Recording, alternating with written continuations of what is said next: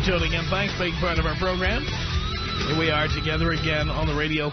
We spent some time talking to people who've been foreclosed upon, and I just want to say this. I feel no sympathy for deadbeats.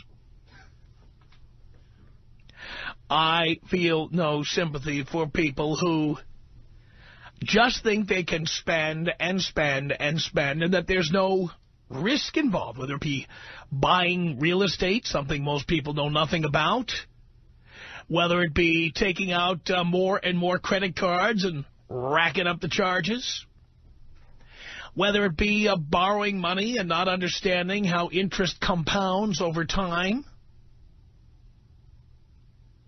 Not paying your bills is simply immoral. It goes beyond illegal or whatever, because there's no debtor's prison. Sometimes you wonder why, but that's for the tradition of this country. You don't ever go to prison for not paying your debts. I guess unless it's child support, and then they nail you for that. But not paying Visa or MasterCard, you know, they'll hound you and they'll make your life difficult and they'll make credit expensive. But you don't go to prison for it.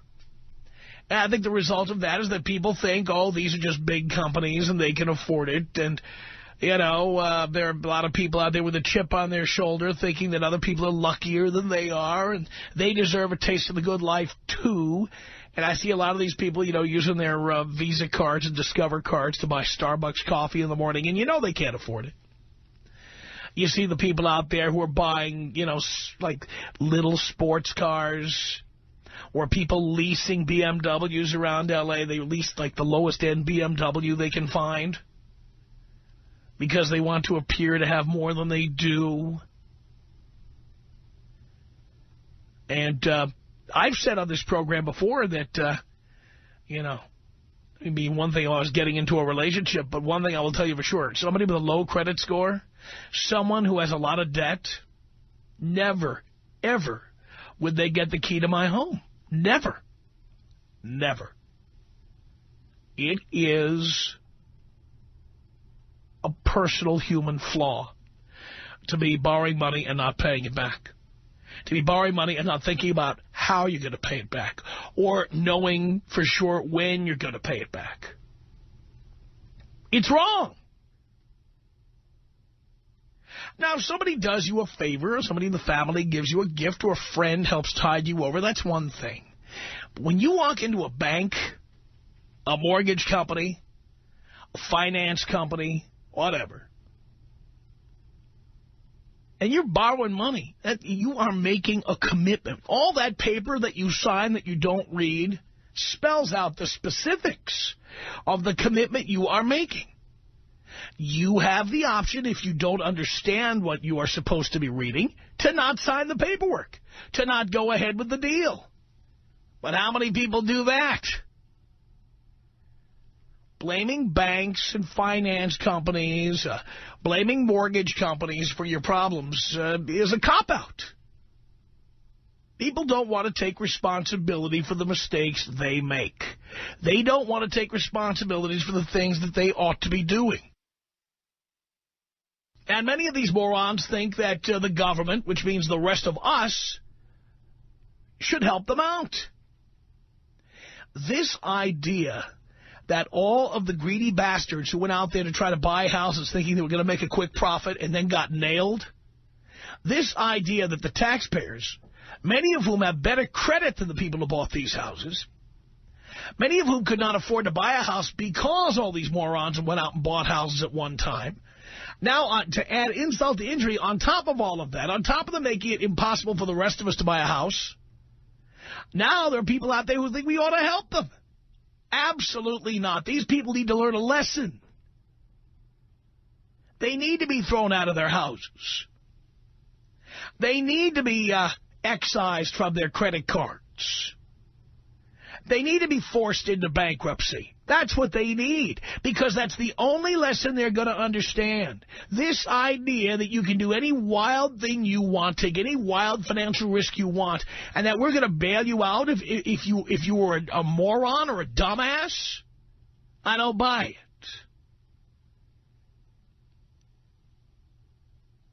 All this stuff, oh, predatory lenders, blobbity, blobbity, blue. You know what? If you signed a piece of paper and you didn't know what it meant, you're an idiot and you deserve to pay.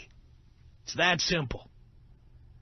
And that goes for any other financial transactions you make, you idiot. If you go out there and you charge up your credit card, I didn't know it was 18%. I had no idea that the balance would go up so fast. You idiot.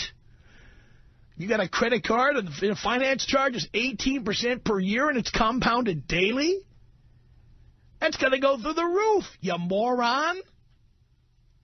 If you didn't understand that, you shouldn't have made the deal. Period. End of story. You shouldn't have signed the papers. I feel no sympathy for you. And before you tell me I'm just some rich guy and I don't understand, let me explain who I really am, okay? I'm a rich guy today who grew up in a super poor household. Dirt poor. And my parents, specifically my father, was exactly the kind of person I'm describing to you. Do you know when MasterCard, I was a kid when MasterCard first came out. It was called MasterCharge. And you may not know this, but when MasterCharge cards first came out, they sent one to just about every man and woman in America. Literally, it's against the law to do this now. Now you get all those stupid applications that are pre-approved. They replaced the actual cards themselves. MasterCard sent cards to everybody in America. Everybody. And I will never forget, I was 12 years old when my dad got his MasterCharge card. And it was called MasterCharge back then. And my dad took the card out, the new shiny plastic card with the red and orange circles on it. He took it out and tapped it against his left hand, and he said, let's break this baby in. That night we went to the mall, we bought clothes, we went to the Chinese restaurant and charged up a storm. We all had dessert, we all had Moo Goo Gai Pan. It was all put on the card. Oh, my dad was signing up a storm. And I remember telling him that if you keep doing this, I looked at the bill, I looked at the finance charges. I was 12. I looked at the bill. I said, you know, if you keep doing this, you're going to go broke. My father, 43 years of employment. What did he have left after the sale of his house, which had gone up in value by a factor of 10? The total amount of his life's work added up to $80,000. That was after selling the house. So in other words, when they sold the house, some of the proceeds from selling the house had to go to paying off a second mortgage, a third mortgage, all the outstanding credit cards, and all that was left was $80,000. 43 years, a life's work, reduced to $80,000. That included every IRA, every 401k, every savings account, the insurance, everything. $80,000. May sound like a lot to you. That's nothing after 43 years of working. Nothing. Nothing.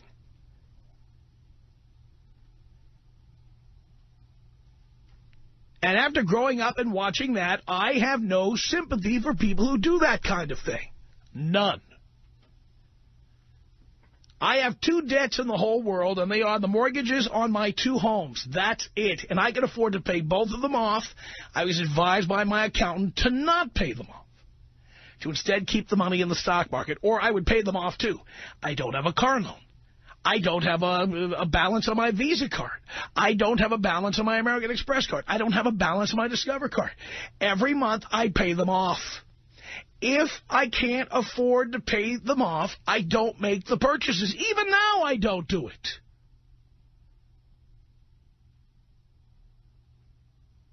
Why is that so hard for people to understand? Spend the money you have. Face the fact, okay? If you feel like other people are doing better than you are, if you feel like other people own better cars, or they own houses and you don't, or they live in better houses than you do, if you feel that people have better clothes than you do, or nicer things than you have, the answer to that is to get an education and get a better job. The answer to that is not to be a goddamn deadbeat. Are you with me? Tom Leykis. 1-800-5800-TOM. Leykis. 1-800-5800-866. My husband listens to your radio station. Every time he comes home after listening to your radio station, he's like in a bad mood all the time. He must enjoy it. He listens all the time. Oh, no, I don't know what it is. You're just brainwashing him somehow, and I don't like that. It's the Tom Leykis Show.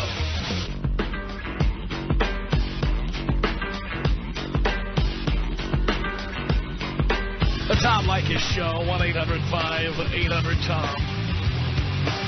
The deadbeats just pissed me off. Matt is listening to us on the online stream from Scottsdale, Arizona. On the Tom Leykis Show, hello. Hey, Tom, how are you doing? Doing okay? Great. I just had a quick question for you. As far as the Fed bailing out the banks, how do you feel about that? I'm opposed. Okay, all right. I just want to make sure because it's the same thing. I mean, it's their bad investment, and that's the reason they're going under, you know, as far as I'm concerned. Well, first of all, the Fed has not bailed out the banks. Well, there's more talks of that happening. Well, but it hasn't happened. Okay. What happened with Bear Stearns was an infusion of capital, but it was not a bailout, and it was not money being given. That was a loan then? They're expected to pay that back? Yes. Oh, okay. I wasn't aware of that. Yes. Bear Stearns was not given the money for a bailout.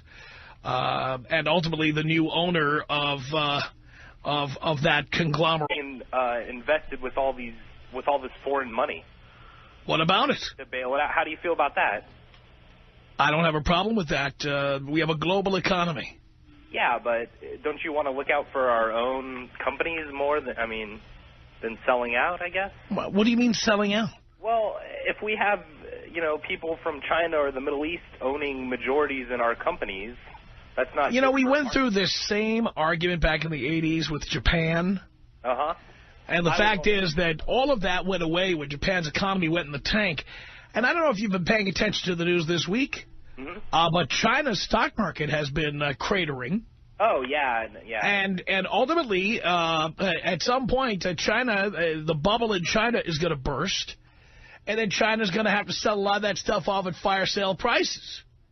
Okay. It's like the real estate market. It's the same exact thing. Yeah, I gotcha. You can't worry about that stuff. Back in the 80s and the 70s, people were worried about petrodollars and Arabs coming in and buying stuff. And I mean, come on. At one time, Rockefeller Center in New York was owned by a Japanese company. Oh, okay. But it isn't anymore. So it's just a matter of which economy... It's the ebb and flow. It's the ebb and flow of capital from one country to another. And let me tell you something. If we didn't have China out there buying up our treasury notes... Oh, yeah. We'd be in a lot worse shape now than we are. That's true. I get that. Good point. All right. Well, hey, thanks, Tom. Take care. And could you blow me up? I certainly can. 1-800-5800-TOM is our telephone number. It's Mark calling from Portland, Oregon, home of the other white meat on the Tom Leykis Show. Hello. Hi, Tom. Hey. Two of the most important topics that you daily talk about. This is one of them. Condoms and cash. This is it. These guys need to understand that nobody's going to take them out. The legislatures, the senators, the Congress, everybody they're just weenies. They won't accept the fact that they're bargaining for votes, for re-election. I'm in 100% agreement with you. I don't think we should be bailing out anybody. Everybody who took that risk should pay for it. Absolutely, and the two biggest enemies in public are corporations wanting you to just keep spending, and the government for, they've got a stimulus package, which is just more taxes, more spending, more debt. There are no... it is the job of corporations. It is the job of corporations to extract as much capital from individuals and companies as they can. That's their job. Right. Okay, it's incumbent upon the individual, and yes, it's incumbent upon the government to show restraint. But it's the job of a company. What company's got to come up and say, you know what, we're going to limit our sales of Coca-Cola this year because we think people have spent enough? Absolutely. That's not going to happen. It would not be in the interest of the shareholders. They're not going to do it. Right, and the government is living off the taxes the corporations generate because they are then juicing it with this stimulus package. Somebody getting a $1,200 check, going out and buying a $2,400 TV, more debt, more stimulus, the wrong direction. No, I agree with that. I totally agree with that. But what are you going to do? Diana on the Tom Leykis show. Hello. Hey, what's up, Tom? The ratings and, well, my paycheck is pretty far up there. Oh, man, I want to be like you one day. Of course. Anyways, I have a question for you. Yes. How do you feel, or what do you think? Okay, because I know you keep up with pretty much everything that goes on, and I have heard that they're going to start making it a lot harder to borrow because of what's happening now. So me being a college student, I mean, in what ways is it going to be harder for us to borrow when we are ready to buy a house? Well, I will tell you, I just bought a house, and I am not like the people I'm talking about here. I'm the opposite. A FICO score is that credit score between 350 and 850. Right. That measures, your creditworthiness. My FICO score is over 800. And I have a 7-figure annual income.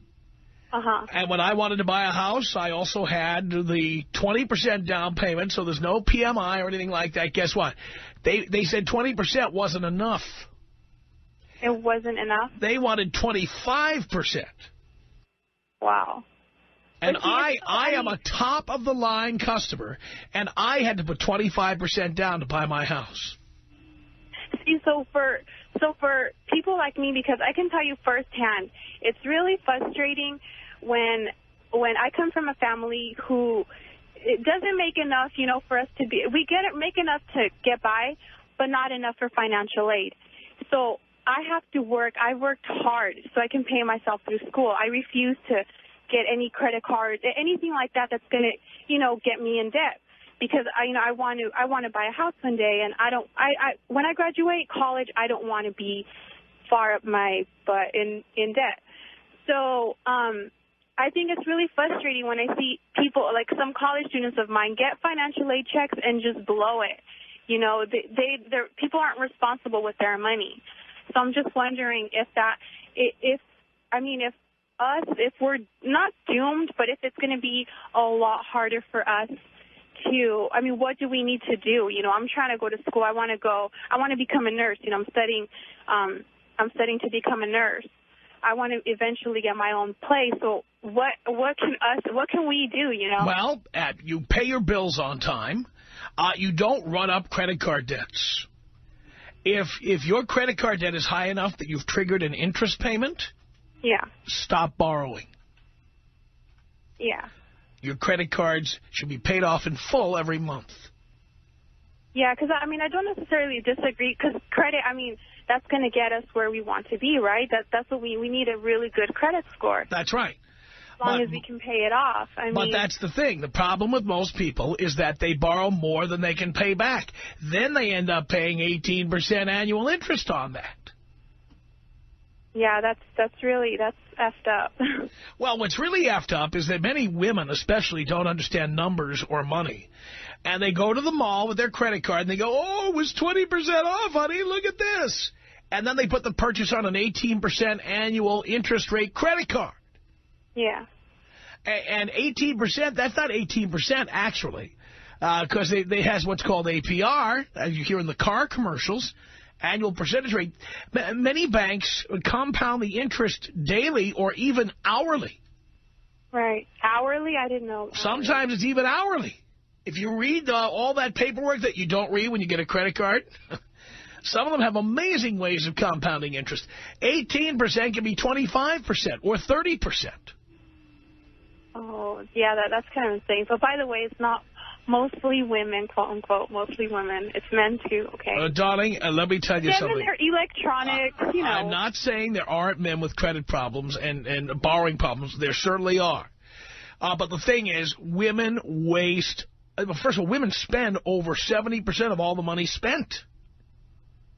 That is why so many TV shows are aimed at women, because so much advertising is aimed at women. That's true, yeah. I can't disagree with that. So the majority of people doing this are women. Yeah. but I don't know. I don't know. It's not. I can't really take. Not all women. That's all I can say. When did I say all women? You brought the word all into it. Well, when I hear most, Most does not mean all. 51% is most. 100% is all. There's a big difference. Yeah, I guess. All right, Tom. Well, I just wanted to know. I don't want to get into it. Well, if you didn't want to get into it, why did you call? No, I wanted your advice because you're a great mind. Oh.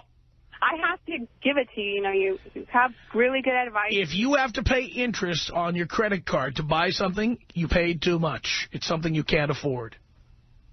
Yeah. That's the rule of thumb.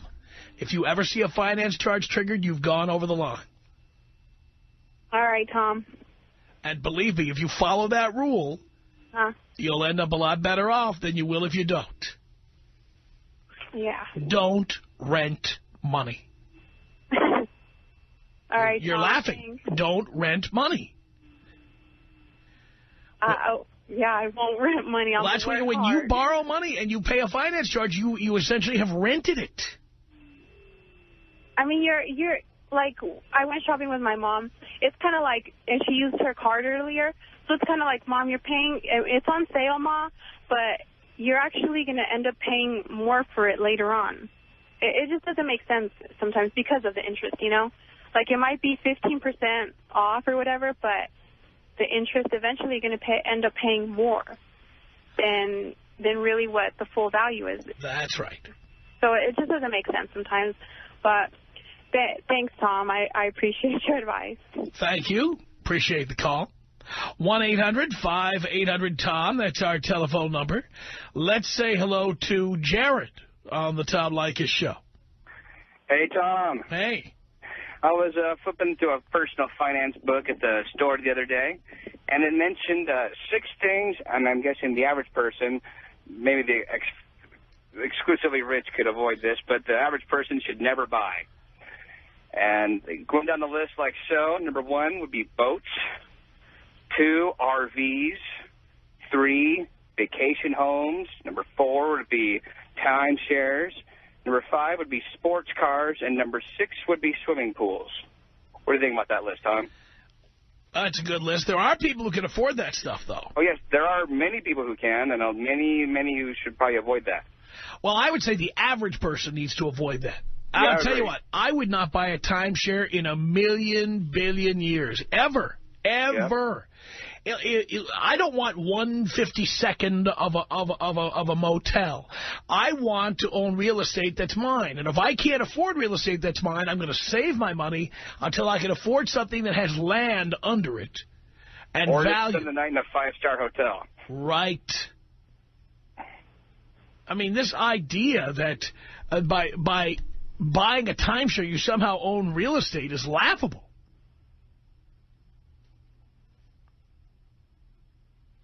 Yeah, I can agree there, and who wants that? And anything with a cheesy commercial is something I usually don't want to get into. Well, there you go. Thank you for that. 1-800-5800-TOM. That's our telephone number. This is Manuel on the Tom Leykis show. Hello. Hello, Tom. Yes. Yeah, you're going off saying that we shouldn't bail out individuals for mortgages or anything like that. But what's your position on corporate bailouts of companies? I'm not in favor of corporate bailouts either. Thank you. That includes airlines. That includes other corporations. I'm not in favor of that. I'm not in favor of buying stadiums for baseball, football, basketball, soccer, or hockey teams. That's good to hear, because I know, because I'm in the same position. If we can bail out individuals, then we shouldn't bail out corporate America. But which corporations are we bailing out? Name them. Bear Stearns. We did not bail out Bear Stearns. That's not a bailout. You know who we did bail out in the 80s? We bailed out Chrysler Corporation. We bailed them out. We gave them money to stay in business. And the airlines back in 01. We did, and I think that was a stupid idea, frankly. Yeah, it should be like Darwinism. If they can't hold up, they can't survive. Well, I agree with that, because all the conservatives love talking about, it's a great country, laissez-faire government, you take your risks, there can be great rewards, But the fact is, the minute big corporations are failing, yes, there are some of them who say, yes, we should bail them out. But I will say that there are all these bailouts you're referring to, there really aren't that many of them, and frankly, I'm opposed to all of them. Well, and there might not be as many as personal bailouts, but still my tax money going to people that I don't agree with being bailed out.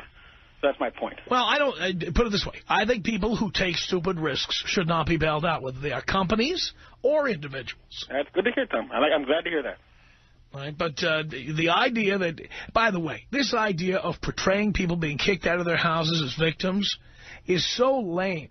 Because during the years from 2001 to 2006, all I heard was a bunch of morons who knew nothing about real estate going, yeah, you know, I thought I'd buy a couple of houses and paint them and flip them. And I am glad to hear these greedy bastards living under freeway overpasses now. I think it's fantastic. I remember the commercials on cable, daytime TV. I remember them all. Yeah, I'm thrilled. Instead of portraying these people as victims, we should be going, hallelujah, finally somebody with good credit can afford to buy a house now. Yeah, right. No, I agree. The thing is, if we kick these bastards out of the houses they never should have bought in the first place, prices will drop, and those people who've been shut out of buying houses will be able to afford them. Exactly. Everybody should just go back to renting, like back in the old days. Yes, let the deadbeats rent. That's the way it should be. Exactly. All right, Tom. And, Tom, one more question. Any possibility we ever go back to the gold standard? I doubt that. So it's still just fiat then? I doubt that, because devaluing the dollar is a way that the government helps the import-export business, essentially. That has become the way it is the last 35 years. Tom Leykis. 1-800-5800-TOM. 1-800-5800-866. I wanted to know what your idea of a perfect woman was. That would be a woman who turns into a six-pack and a sandwich after I have her. That's all? That would be no idea of a perfect woman at all? That would be perfect to me. I haven't met one yet, but that would be perfect. Okay. It's the Tom Leykis Show. It's the Tom Leykis Show. At 1-800-5800-TOM. That is our telephone number. Thank you for tuning in. Thanks for being part of our program. We're talking about those deadbeats. You know the ones we're talking about. The ones who borrow too much, the ones who buy houses they can't afford without understanding how loans work and adjustable rate mortgages and stuff, and after that they want to be bailed out by the rest of us. Deadbeats, deadbeats, deadbeats. 1-800-5800-TOM, that is our telephone number. Let's say hello here to Karen on the Tom Leykis Show. Hey, baby, how are you? Doing okay, dear. How about you? Good, good. Long-time listener, first-time caller. Long-time listener, first-time caller. Anyway, the reason I'm calling is I was looking at the front page of the business section of the L.A. Times today, and I just want to add to what you were saying, that they're basically saying that the mortgage lenders are obviously trying to fight having to help bail out these people, and if they're going to be forced to bail them out, they're just going to charge higher points and rates to future home buyers, and I just don't think that's right. No, of course it's not right. Yeah, and I can't agree with you more. I am so sick and tired of all these losers, glorified gamblers. It makes me sick. I'm like you. You know, I've been on my own since 17. I hadn't yet finished my college degree. I worked my way up. I saved. I did whatever I could. And most of my life I made under $50,000 working as a secretary. I've gone up much higher since then, but I was able to buy my own home in Beverly Hills in the mid-'90s and on my own. It did exactly what you did. And if people would just not spend more than they make, they would be able to get by just fine. Right. That's exactly right. Yeah. And I also want to say my heart is pounding so hard right now because your voice just makes me hot. Oh, look at that. I have a huge crush on you. Oh, boy. You're sexy and hot. Oh, my God, I'm in my car. I can't. You're out of control. I know. Well, you make me out of control. Yeah. But anyway. Yeah. So anyway, I'm pretty hot. I'm close to your age, a little younger than you, but I just would love to meet you sometime. Is that so? Well, listen to that. 1-800-5800-TOM is our telephone number. It's David on the Tom Leykis show. Hello. Hello, Tom. Hello, David. Hi, I was here to talk about your advice on not getting into debt, not using credit cards and such, but what's your advice on after that has already happened and you're in debt and just over your head in credit cards? What's the best way to get out of that? We'll get to that in a second. Why did you do that? It was a mistake, man. No, it's not a mistake. The first one was a DUI, had to pay that off, had to use the credit cards for that. Why'd you get a DUI? Why'd you do that? Well, the past, it's just mistakes, that's what I'm saying. I see. Not being a very smart kid, Uh-huh. All right, so how much did that cost you? That ran me about $10,000. $10,000. 20. Mm-hmm. You're 24 and you still owe that money? Yeah, well, I just started to get right back on track, and there wasn't a DUI, but I crashed my truck, and that cost me about another $15,000. Why are you driving a truck? Well, it was just a little Ranger. It wasn't some big. I don't care what it is. You can't afford it. It was $7,000. I know. Even while I had it, I was telling people, I shouldn't be driving it. You can't afford the gas for it. I learned that lesson right now. I'm driving a piece of junk, just trying to get back out of it. But I have about 5 credit cards I'm trying to pay off. By the way, son, what college did you add after? No, yeah. Why didn't you go to like a full university, get a full education? Because you were busy drinking and partying and driving your truck around? Pretty much, yeah. There we go. Yeah, pretty much, to be honest with you. Right. So you just pretty much said, you know what, you said, my life is effed. I'm never going to accomplish anything. I'm never going to do anything. Well, no, I mean...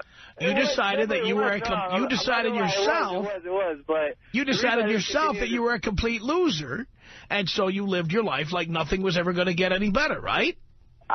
That's what I thought. That's what I thought. I'm trying to get out of that. My attitude has changed. That's what I was. I'm not going to lie about that at all. Yeah. Well, it's what you still are because you haven't proven you're anything but. Well, I'm trying, man. I'm trying. I got a job and, trying to move up in that and trying to do my thing, And what do you do for a living? Electrician. You are a licensed electrician? That's what I'm working on. So you're not a licensed. You're an apprentice? Yes, correct. Right. How much does that pay? Right now, $12 an hour. Ooh-wee. Still my beating heart. Tell me about it. Do you work a 40-hour week? I am. Wow. Yeah. So you're making $480 a week? About there, yeah. So that would put you about $25,000 a year? Correct. Mm-hmm. Mm-hmm. All right. Well, son, you need to make more money because you're never going to pay off $12,000. Because, let's face facts, that $12,000 is what, on a Visa card or something? MasterCard, Visa, American Express, you name it. What's your interest rate on them? For a year. For a year. I got a loan that's at 15, which I'm trying to find something to transfer that to. 15? Yeah, tell me about it. I'm trying to find something to transfer that to right now. And another one at 10.9. None of these are good interest rates. I know. And the zero will end. Yeah. And by the way, every time you do a balance transfer, it hurts your credit. Oh, really? Of course it does. You think the banks are stupid? You think they don't know what kind of deadbeats go for those balance transfers? I didn't know that, Tom. Of course That's what I'm calling, man. That's what I'm calling. Yeah, but the thing is, you call me after you've done everything already. I know. I don't know what to do with myself, Tom, right now. This hasn't been my field, Well, son, being responsible is part of growing up. Yeah. And my lesson came a little late, but it has come, and now I'm just trying to figure out what to do about it. Yeah, well, guess what? You don't work enough hours. I know. Actually, that's a private company I work for right now. I'm trying to go union because they pay better. To be a better life, It's not just that. You need to work more hours. Maybe you need a second job. Yeah, I've actually been trying to work on the side jobs too, but need a little more experience. Stop trying to work on things and start doing it. Oh no! If you have to work at Ralph's, going boop boop boop boop boop boop and run the groceries over the scanner, that's what you got to do. Yeah. By the way, that pays $20 now. It pays a lot more than you make. Mm-hmm. I tried that. I should. I mean, I can't. Son, you can't be picky. You can't be picky. Yeah, good point. You are at the bottom of the barrel. Do you understand? Yeah, I do. You're not in a position to be saying, I don't like this job and I don't like that job. You're not. That's correct. Well, if you know that, then why aren't you doing something about it? I have to. I do. Put oil in my car. Shine my goddamn shoes. That's where you're at. That's the level you're at. I'll shine your shoes, Tom. Where do you live? May is brush clear. By the way, May is brush clearance month. Maybe it's time to get out there and working 40 hours a week. Yeah. You watch your mouth. We're on the air. I'm sorry, Tom. I know. I'm sorry. But actually, if I could ask a specific question, I hear people say, sometimes it's good to pay the minimum on a few credit cards, but pay a lot on the highest interest. Or, other people tell me it's best just to pay, maybe $100 on each of them. No. What's your advice on that? It's best to pay the highest amount you can pay to the highest interest credit card and pay the minimum on the others until you pay the first one off. Okay, so that is a good way to go? Yes. Okay, that's kind of what I was looking for. And you're saying that balance transfers hurt your credit. What about consolidation loans? Are those kind of bad ideas? They can do the same thing. Again, that doesn't mean you can't do them. It just means, you're further hurting your credit by doing these things because you're announcing to the world you're a deadbeat. Yeah, okay. So no consolidation loans. That's not... Look, if that's the difference between surviving and not surviving, get a consolidation loan. Yeah, okay. Well, I'm not hurting to survive. I'm just hurting to get out of debt, really. So that's not a way to go. If you make $25,000 a year and you get $12,000 in unsecured debt, you're in trouble. Yeah. You just haven't acknowledged that you're in trouble. By the way, I'll bet you should. Just say it. Well, focus on getting another job. Yeah, that's probably the best way to go. Minimum 20 hours a week. All right, yeah. That's what I have to do. You have to do it. Yep, I do. Or you're going to be in debt until you're in bankruptcy. That's where it's going. Our email address, tom@blowmeuptom.com. The Tom Leykis Show.